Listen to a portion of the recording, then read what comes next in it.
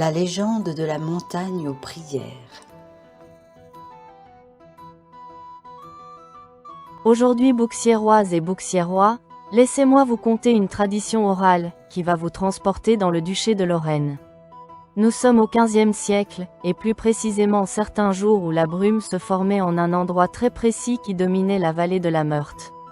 À cette époque, cette rivière s'appelait la Morte, à cause des nombreux méandres qu'elle dessinait sur son parcours. On pouvait la suivre depuis la capitale ducale de la Lorraine, je veux dire la jolie cité de Nancy, en direction de la forteresse de Condé sur Moselle, qui deviendra beaucoup plus tard, la ville de Custine. Mon antique chronique désigne la montagne de Bouxières-ad-Monial, qui ne s'appelait pas encore Bouxières-aux-Dames en ces temps reculés. Cet endroit était nommé le sanctuaire des mystères, là où les siècles murmurèrent leurs oracles, mais également où les serments se gravèrent dans ces pierres éternelles depuis l'an de grâce 938. Cet ensemble dédié à la prière et au recueillement fut fondé par l'évêque de Toul, saint Gauzelin le Bienfaiteur. Il faut vous dire que depuis des siècles, les pèlerins montaient jusqu'à son sommet pour prier Notre-Dame, la protectrice des humbles et des puissants. Cette histoire nous apprend que trois figures illustres, séparées par les années mais unies par la foi, vinrent y déposer leurs prières. Il s'agit de Jeanne d'Arc la Pucelle, de René Ier d'Anjou le roi tout juste libéré des fers, et de son petit-fils René II, vainqueur de Charles dit le Téméraire, et c'est exactement de ces trois personnages que je vais vous parler dans ce mythe. Chapitre 1er. Jeanne, la jeune pèlerine. La légende orale est tout à fait locale, nous raconte qu'un matin d'hiver de l'an 1429, alors que la neige poudrait encore les toits des chaumières, une jeune fille vêtue simplement qui venait tout juste de se restaurer à l'auberge de notre village, portant l'enseigne « Rôtisserie de l'abbaye », gravit la montagne bénie. Ses pas étaient légers, mais son regard brillait d'une détermination rare. La mère supérieure du sanctuaire de Bouxières-aux-Dames qui s'appelait en ce temps-là, Agnès d'Arouet, venait d'être élue abbesse par la communauté des dames chanoinesses. Cette dernière était la propre fille du seigneur et le non moins respecté Henri d'Arouet, et de dame Isabelle de Nancy de Lenoncourt, enfin bref. Elle vit entrer cette mystérieuse jeune fille dans le couvent. Intriguée par son visage ardent, elle s'approcha. « Que viens-tu chercher ici, enfant de Dieu ?» La force, celle de marcher vers ma destinée. Puis, cette dernière se dirigea à l'intérieur du cloître, s'agenouilla devant l'autel de la Vierge. Les flammes des chandeliers semblaient vaciller dans le silence. Alors, son visage s'éclaira d'une lueur douce, comme si le feu des cierges avait trouvé refuge dans ses yeux. Puis, au bout de quelques instants, elle murmura ces mots. « Sainte Marie, guide mes pas jusqu'au duc de Lorraine, mais aussi vers le roi de France, que mon cœur a choisi. Donne-moi courage et pureté pour accomplir ce que ton fils attend de moi. » L'abbesse émue, se retira en silence. Elle alla confier à ses sœurs qu'elle n'avait jamais vu prière plus ardente. Puis Jeanne, repartit en direction de Nancy à la cour de Charles II d'Île-Hardy, le cœur enflammé, et nul ne douta que ses pas étaient accompagnés des anges. Mais on raconta aussi que la montagne s'était assombrie derrière elle, et certains villageois affirmèrent que des silhouettes étranges glissèrent entre les arbres, la suivant silencieusement, comme si les grandes âmes d'antan veillaient sur ses pas prêtes à intervenir, si son courage venait à fléchir. D'autres gens rapportèrent que ceux qui avaient observé la scène, jurèrent avoir vu des visages lumineux se former dans la brume, souriant et guidant la jeune fille vers son destin secret, comme si le ciel lui-même écrivait un message que seul l'Éternel pouvait déchiffrer. Je reconnais que ce premier récit s'auréole d'un parfum d'irréel, sans doute parce que de mon point de vue, c'est dans cette ombre-là que sa beauté se révèle.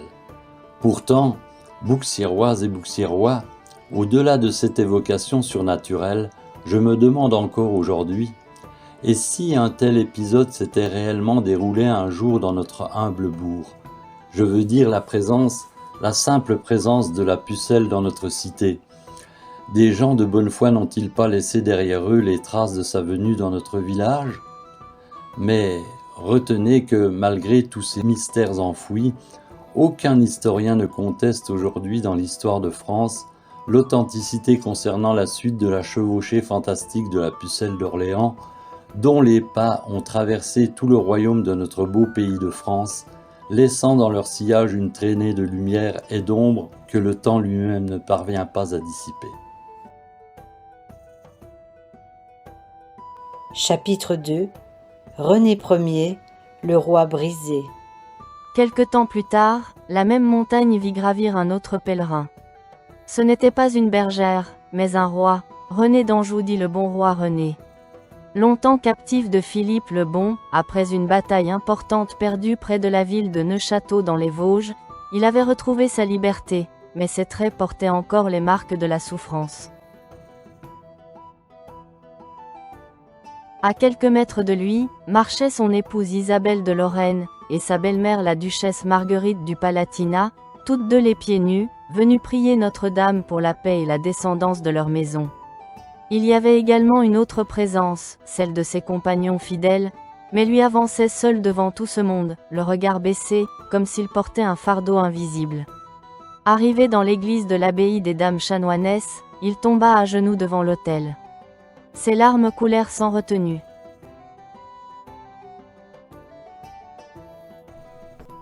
Vierge sainte, toi, qui veilles sur les affligés, j'ai connu la douleur des chaînes, le silence des cachots. Me voici libre, mais faible encore. Donne-moi la sagesse de régner, non pour ma gloire, mais pour le bien de mon peuple.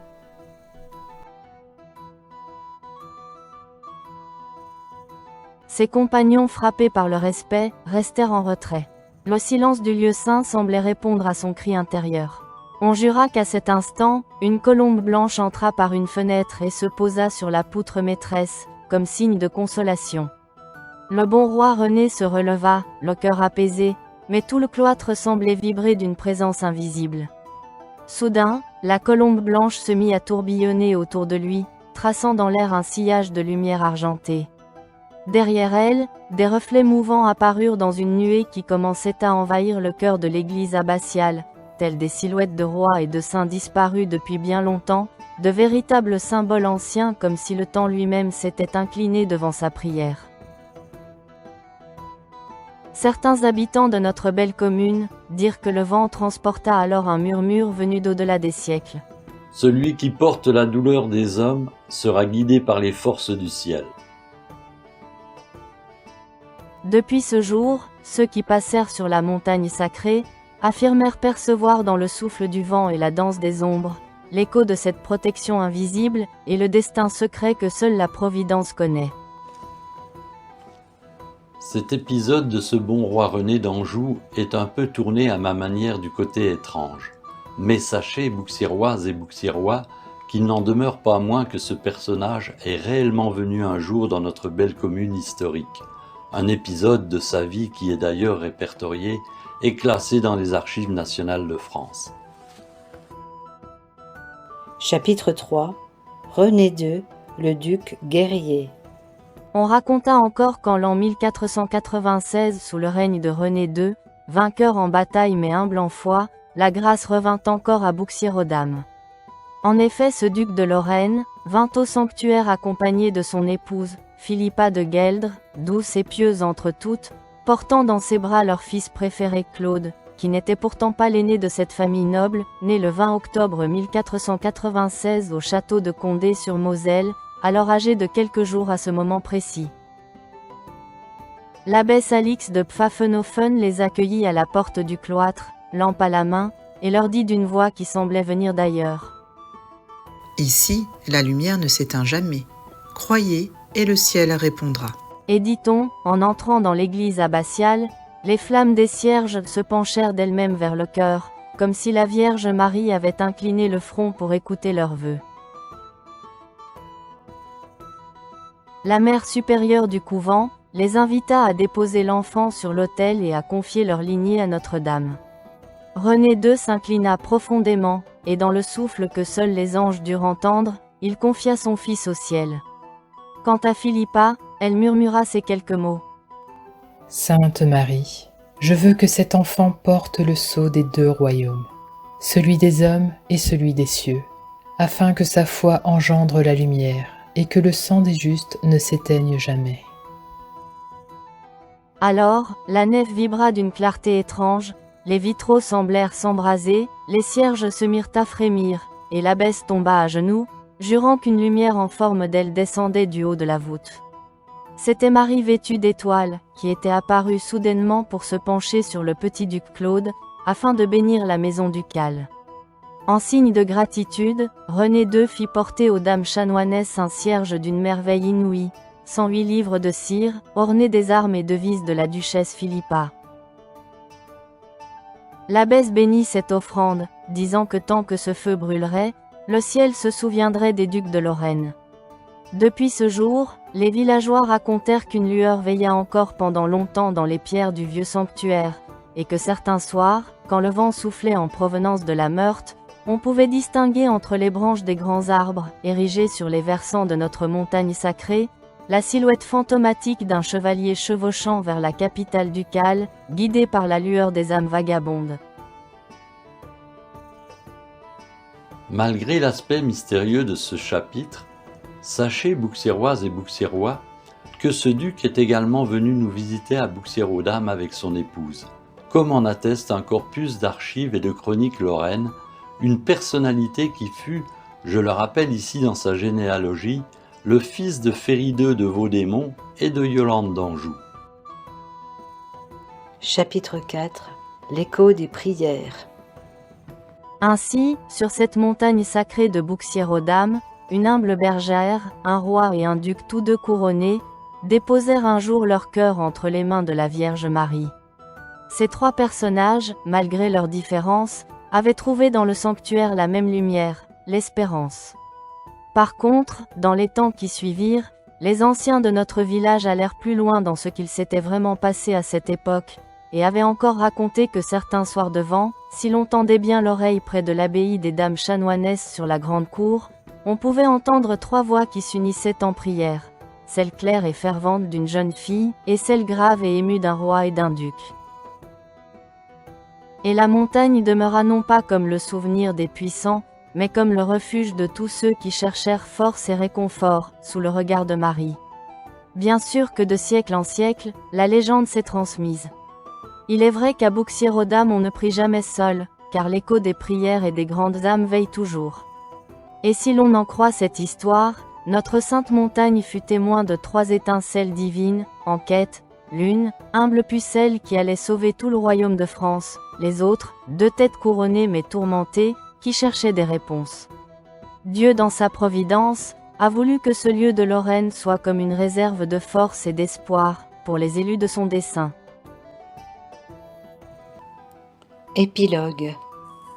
De nos jours, lorsque la nuit tombe au-dessus de la montagne sacrée, parfois on croit deviner des bruissements qui se mêlent dans l'obscurité, guidant ceux qui osent écouter vers des secrets inconnus, et pour celles et ceux qui prient à voix basse, ils peuvent entendre le chuchotement de leur nom provenant de plusieurs voix venues d'un autre temps, comme si les esprits eux-mêmes guidaient leurs pas. Et quand le vent souffle à travers tout le village, il emporte avec lui des fragments de souvenirs anciens, faisant danser les ombres et brouillant la frontière entre le monde des vivants et celui des morts. Un jour viendra, peut-être plus tôt que vous ne l'oseriez croire, où d'autres récits se lèveront depuis les plis du temps, plus étranges encore, plus insondables, et glisseront jusqu'à vous comme des murmures abandonnés. Car notre village n'est pas seulement un lieu, c'est un livre sans dernière page, un souffle d'histoire dissimulé entre les reflets, patientant que nos pas en révèlent les traces.